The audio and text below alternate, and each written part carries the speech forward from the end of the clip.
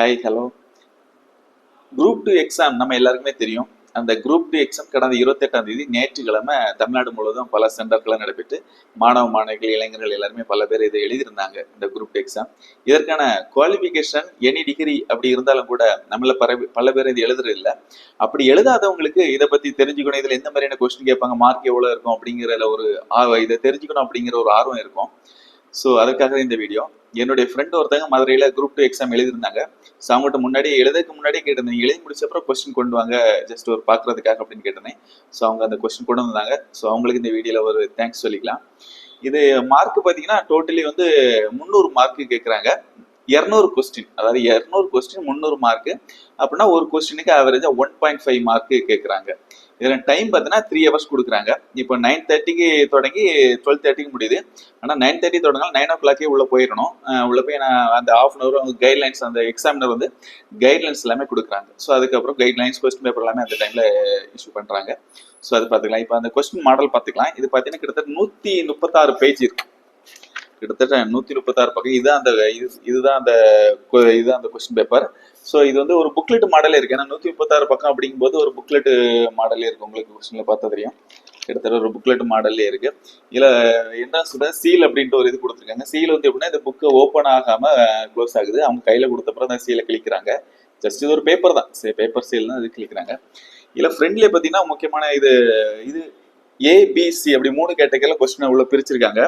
ஏல என்ன இருக்குன்னா பொது தமிழ் அதுல என்ன தகுதி பொது தமிழ் 10ஆம் வகுப்பு தரம்னு போட்டிருக்காங்க. அதாவது பகுதி ஏல கேட்கக்கூடிய பொது தமிழ்ல ஜென்ரலா அது 10ஆம் வகுப்பு ஒரு கேட்டகரியில இருக்கும் அப்படின்னு சொல்லிருக்காங்க. பகுதி பில பொது அறிவு, அதுல ஜென்ரல் நாலேஜ் என்ன கேட்கனா டிகிரி கேட்டகரியில டிகிரி படிச்சவங்களுக்கான கொஞ்சம் ஹையஸ்டா இருக்கும் அப்படின்னு போட்டிருக்காங்க. பகுதி சில திறன் அறிவு மற்றும் மனக்கணக்கு நுண்ணறிவு அப்படின்னு போட்டிருக்காங்க. அதுவும் 10ஆம் வகுப்பு கேட்டகரி போட்டிருக்காங்க. ஸோ இது 10ஆம் வகுப்பு அப்புறம் எனி டிகிரி இந்த ரெண்டுமே மிக்ஸ் பண்ணி இதுல அந்த கேட்டகரியில கொஸ்டின் கேட்டிருக்காங்க. இது மேல பாத்தீங்கன்னா இதுல பதிவு எண் இருக்கு. அதாவது கண்டிப்பா அவங்க பதிவு எண் எழுதணும் அப்படின்ட்டு எழுதிருக்காங்க. ஏன்னா இதுல கொஸ்டின் கேட்டு அதுல மார்க் கொஸ்டின் எல்லாமே இருக்கு பாத்தீங்களா. ஸோ இதுல மார்க் பண்ணிட்டு நம்ம பக்கத்துல இருக்கவங்ககிட்ட கொடுத்து அவங்க இது ஒரு முறைகேடு நடந்துடக்கூடாது அப்படிங்கிறதுக்காக அந்த கொஸ்டின் எல்லாமே ஃபர்ஸ்ட் ஒரு கைட்லைன்ஸ் கொடுத்துருக்காங்க. அதை நம்ம படிக்கலாம்.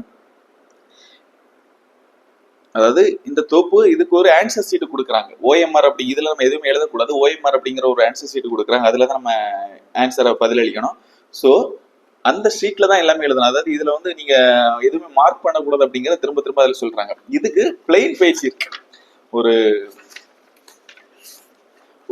4 பேஜ் பிளைன் பேஜ் கொடுத்துருக்காங்க. இது எதுக்குன்னா நம்ம ஒரு ரஃப் ஆட்டு எழுதி பார்க்கறதுக்காக பேக்ல நீங்க எழுதி பார்த்துக்கலாம் அப்படின்னு சொல்றாங்க. அதாவது உள்ள எதுவுமே நீங்க எழுதக்கூடாது, பேக்ல நீங்க எழுதி பார்த்துக்கலாம் அப்படிங்கிறதுக்காக அதை கொடுத்துருக்காங்க. ரஃப் ஒர்க்குன்னு சொல்லுவாங்க, அதுக்காக கொடுத்துருக்காங்க. அதே மாதிரி ஓஎம்ஆர் சீட்லயும் ஆன்சர் மட்டும் தான் சொல்லலாம், அதை எதுவுமே எழுதக்கூடாது. ஸோ அந்த மாதிரி கைட்லைன்ஸ் கொடுத்துருக்காங்க. அதாவது இதுல நீங்க கொஸ்டின் பேப்பர் வாங்கணும்னா இதுல உங்களுக்கு ஏதாவது டவுட் இருக்கு, அதாவது ஏதாவது கொஸ்டின் பேப்பர் கிழிஞ்சிருக்கு அப்படின்னா எக்ஸாம் தொடங்கிறதுக்கு முன்னாடி இதுல கேட்டுருங்க, எக்ஸாம் கிட்ட கேட்டுருங்க, அப்பதான் மாத்தி தருவாங்க அப்படின்னு கேட்டிருக்காங்க. அப்புறம் ஆன்சர் நம்ம இதுக்கு இதுல 4 ஆன்சர் கொடுத்துருக்காங்க. பாத்தீங்கன்னா ஏபிசிடி அப்புறம் இ விடை தெரியவில்லை அப்படிங்கிற ஒரு இதில் கொடுத்துருக்காங்க. அது எல்லா கொஸ்டினுக்கும் அந்த இல விடை தெரியவில்லை அப்படிங்கிற ஒரு ஆப்ஷன் கொடுத்துருக்காங்க. அதை நான் ஸ்கிரீன்ல காமிக்கிறேன் உங்களுக்கு. இப்போ ஃபார் எக்ஸாம்பிள் நம்ம ஜென்ரலா இப்போ பகுதி ஏல இருந்து ஒரு 2 கொஸ்டின் பார்க்கலாம். எந்த மாதிரியான கொஸ்டின் கேட்டிருக்காங்க அப்படின்ட்டு பார்க்கலாம். இதுல ஒண்ணு கேட்டிருக்காங்க, செயற்பாட்டு வினை தொடரை கண்டறிக. இது ஆக்சுவலா பொது தமிழ்ல இருந்து கேட்டிருக்காங்க. செயற்பாட்டு வினை தொடரை கண்டறிக அப்படின்ட்டு ஒரு 4 ஆன்சர் 5 இது கொடுத்துருக்காங்க. 4 ஆன்சர் பிளஸ் 5வது விடை தெரியவில்லை அப்படிங்கிற ஆப்ஷன் கொடுத்துருக்காங்க. இந்த மாதிரியான கொஸ்டின் கேட்கறாங்க. அதுக்கப்புறம் என்னன்னா சரியான திருக்குறளை கண்டறிக அப்படின்னு சொல்லிட்டு அதுக்கும் ஒரு 5 ஆன்சர் கொடுத்துருக்காங்க. இந்த மாதிரியான கொஸ்டின் எல்லாம் பொது தமிழ்ல இருக்கு. பகுதி பில இது பொது தமிழ் 100 கொஸ்டின் இதுல கேட்கறாங்க. அடுத்த 100 தான் டிவைட் பண்ணி எப்படி கேட்கறாங்கன்னா பொது அறிவு அப்புறமா திறன் அறிவு மனக்கணக்கு நுண்ணறிவு பேலன்ஸ் 100 இது வருது. அதுல முக்கியமான கைட்லைன்ஸ் என்ன ஃப்ரெண்ட்ல கைட்லைன்ஸ் என்ன கொடுத்துருக்காங்கன்னா, இப்போ ஃபர்ஸ்ட் பொது தமிழ் தான். ஸோ அதுல ஃபுல்லாவே பியூராவே தமிழ்ல தான் இருக்கும். பகுதி பில ஜென்ரல் நாலேஜ் வருது, திறன் அறிவு மனக்கணக்கு இந்த மாதிரியான விஷயங்கள் தமிழ் அது இங்கிலீஷ் அண்ட் தமிழ்ல கொடுத்துருக்காங்க. அது இங்கிலீஷ் அண்ட் ஒரே பேஜ்ல இங்கிலீஷும் இருக்கும், ஒரே கொஸ்டினுக்கு இங்கிலீஷ்லயும் இருக்கும் தமிழ்லயும் இருக்கும். அதுல என்ன சொல்லிருக்காங்க, நம்ம சில நேரங்களை பார்த்துருப்போம், தமிழ்ல சில நேரங்களில் கொஸ்டின்ல பிழைகள் வருது. அந்த கொஸ்டின் எடுக்கிற விதத்துல ஒரு மொழிபெயர்ப்புல ஒரு பிழைகள் வருது. அதுக்கு என்ன சொல்லியிருக்காங்க, ஃபர்ஸ்ட் என்ன சொல்லியிருக்காங்க அப்படின்னா, அது எதுவா இருந்தாலும் இங்கிலீஷ்ல என்ன இருக்கோ அதுதான் அதுக்கு இதாகும் அப்படின்னு சொல்லியிருக்காங்க. அதாவது தமிழ்ல பிழை இருந்தாலும் அதுக்கு நிர்வாகம் குரூப் 2 வந்து பொறுப்பாகாது. நாங்க இங்கிலீஷ்ல கரெக்டா கொடுத்துருப்போம், இங்கிலீஷ்ல என்ன இருக்கோ அதுதான் அதுக்கு பொறுப்பு அப்படின்னு சொல்லியிருக்காங்க. ஸோ அதனால தமிழ்ல உங்களுக்கு இந்த கொஸ்டினுக்கு இதுக்கு ஆன்சர் கிடையாது, டவுட்டா இருக்கு அப்படின்னு இருந்தாலும் அதுக்கு நீங்க மேல இருக்கக்கூடிய இங்கிலீஷை பார்த்து ரெஃபர் பண்ணணும் அப்படின்ட்டு அவங்க ஒரு கைட்லைன்ஸ் கொடுத்துருக்காங்க. இதுல வந்து நம்ம இப்போ 100க்கு அப்புறம் நம்ம ஒரு கொஸ்டினை பார்க்கலாம்.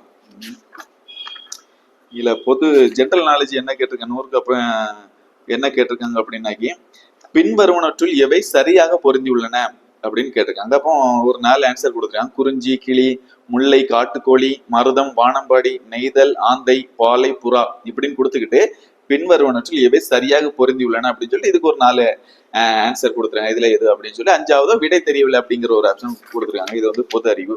அதே மாதிரி இது எல்லாமே பொறுத்துக்க அந்த மாதிரி தான் இருக்கு. சரியான விடையை பொறுத்துக்க. அப்புறமா இது எல்லாமே இங்கிலீஷ்லயும் இருக்குது, தமிழ்லயும் இருக்குது. அதே மாதிரி கீழே கொடுக்கப்பட்ட கூற்றுகளில் எவை சரியானவை அந்த மாதிரியான ஆன்சர் எல்லாமே இருக்குது. அப்புறம் மேக்ஸ் ரிலேட்டடாகவும் இருக்குது. சில ஃபார்முலாஸ் கொடுத்து அதையும் ஃபில் பண்ண சொல்லியிருக்காங்க. அதாவது மனக்கணக்குன்னு சொல்லியிருந்தாங்களா, அது நான் அந்த ஃபார்முலா கொடுத்துருக்காங்க. அதே போல இது வந்து பாத்தீங்கன்னா, ஒரு மனிதர் 500 ரூபாய் 500க்கு 12 மேசைகள் மற்றும் நாற்காலிகள் வாங்குகிறார். ஒரு மேஜையின் விலை 50ம் ஒரு நாற்காலியின் விலை 40க்கும் வாங்கிறார் எனில் அவர் வாங்கிய நாற்காலியின் மற்றும் மேஜையின் விலையின் விகிதத்தை காண்க அப்படின்னு சொல்லிட்டு இதுக்கு ஒரு 4 ஆன்சர் கொடுத்துருக்காங்க. 5வதா விடை தெரியவில்லை அப்படிங்கிற ஆப்ஷனும் கொடுத்துருக்காங்க. ஸோ இது எல்லாமே இது. அப்புறமா இந்திய குடியரசுத் தலைவர் தொடர்பான பின்வரும் கூற்றுகளில் தவறான கூற்றை அடையாளம் காண்க அப்படின்னு சொல்லிட்டு ஒரு 4 ஆன்சர் கொடுத்துருக்காங்க. இந்த மாதிரியான கொஸ்டின் எல்லாமே கேட்டிருக்காங்க. ஸோ இதுதான் ஆன்சர். கிட்டத்தட்ட ஒரு இன்னைக்கு தமிழ்நாடு முழுவதும் எழுதி முடிச்சிருக்காங்க. எழுதி முடிச்சுட்டு ரிசல்ட்டுக்காக வெயிட் பண்ணிட்டு இருக்காங்க. ஸோ இது உங்கள் ஃப்ரெண்ட்ஸும் எழுதிப்பாங்க, நீங்களும் நிறைய பேர் எழுதிப்பீங்க. ஸோ அப்படி எழுதினா உங்களோட எக்ஸ்பீரியன்ஸ், உங்களோட ஃப்ரெண்ட்ஸோட எக்ஸ்பீரியன்ஸை கண்டிப்பாக நீங்கள் கமெண்ட் பாக்ஸில் கமெண்ட் பண்ணுங்க. தேங்க்யூ.